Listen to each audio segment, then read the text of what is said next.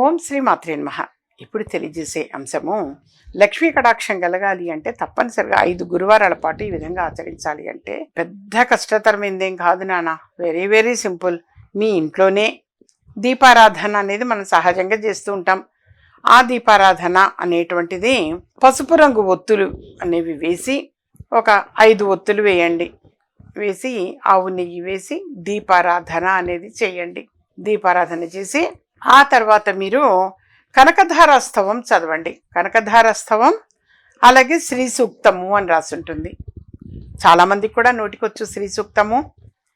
లేదు అంటే మీరు మామూలుగా మన లలితా విష్ణు సహస్రనామావళి పుస్తకంలో ఉంటుంది, అది చూసైనా మీరు చదవచ్చు. ఆ తర్వాత మహాలక్ష్మాష్టకము అని ఉంటుంది. ఆ మహాలక్ష్మాష్టకము 3 సార్లు చదవండి. At a time 3 times.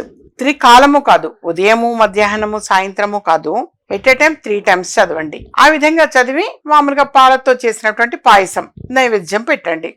ఈ విధంగా గనక మీరు ఒక 5 గురువారాల పాటు ఆచరించారు అనంటే లక్ష్మీ కటాక్షము అనేటువంటిది డెఫినెట్గా లభిస్తుంది నాన్న, తప్పనిసరిగా కలుగుతుంది.